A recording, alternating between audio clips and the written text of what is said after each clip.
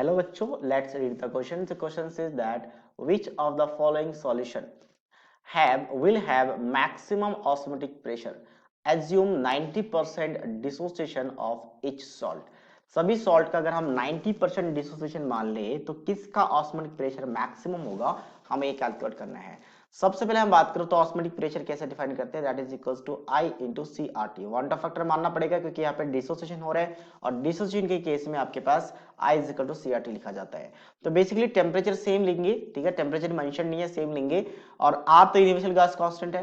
तो बेसिकली मुझे आई इंटू सी का वैल्यू चेक करना पड़ेगा कि आई इंटू सी मतलब वांट फैक्टर इंटू कंसंट्रेशन किसका हाईएस्ट है। जिसका कंसंट्रेशन और आई मतलब वांट फैक्टर का मल्टीप्लिकेशन हाईएस्ट होगा उसका ऑस्मोटिक प्रेशर हाईएस्ट आएगा, क्योंकि आरटी सभी के लिए सेम रहेगा। तो फर्स्ट ऑप्शन की बात करते हैं। फर्स्ट ऑप्शन क्या है, देसी मोलर। तो देसी मोलर का मतलब होता है 1/10 मोलरिटी, ठीक है। और यहां से वांट फैक्टर क्या है, एल्युमिनियम सल्फेट है। तो एल्युमिनियम सल्फेट कैसा होता है, Al2SO4 होल थ्राइस, जो ब्रेक हो जाता है किस फॉर्म में, Al+3, twice of Al+3 and 3 times of SO4-2। अब यहाँ पे वांट फैक्टर हम कैसे डिफाइन करेंगे, तो I इज इक्वल्स टू होता है 1 plus of n-1 into alpha. अब ये फॉर्मूला सब में चेक करेंगे।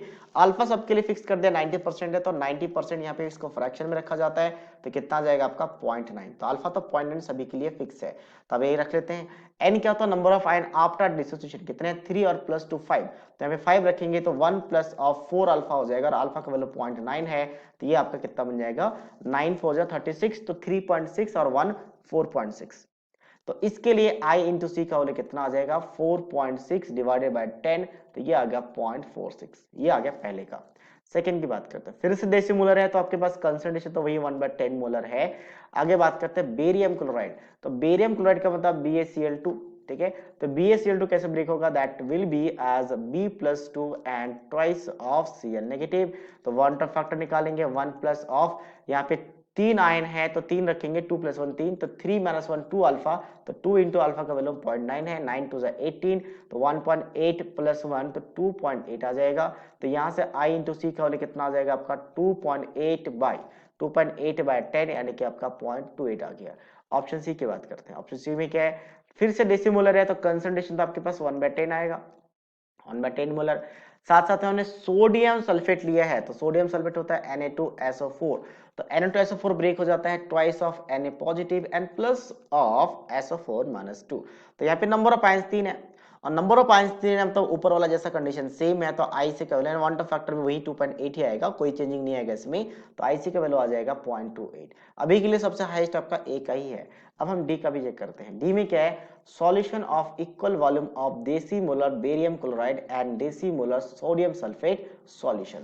इस केस में क्या है, डेसीमोलर बेरियम क्लोराइड और क्या आपके पास सोडियम सल्फेट। तो बेरियम क्लोराइड और सोडियम सल्फेट का हमने देखा था वांट फैक्टर दोनों का निकाल के कि दोनों के लिए वांट फैक्टर कितना आता है 2.8 होता है। दोनों ऑलरेडी यहाँ पे लिखा हुआ है, ठीक है।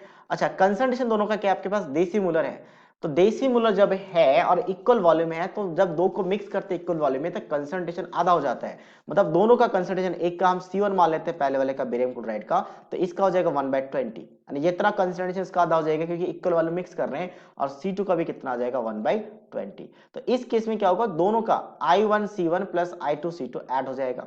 तो I1 कितना आपके पास, I1 2.8 और I2 भी 2.8, तो 2.8 को कॉमन ले लेते हैं। ये C1 कितना आ गया 1/20 प्लस 1/20, तो फिर से ये आपका दोनों काट करने के बाद 1/10 मतलब 0.28 ही आ गया। तो अल्टीमेटली सिर्फ ऑप्शन ए है जिसका आपका आईसी का सबसे हाईएस्ट है, तो ऑस्मोटिक प्रेशर भी हाईएस्ट आएगा। That means option A is the right answer of this question. So I hope you understood it well. All the best.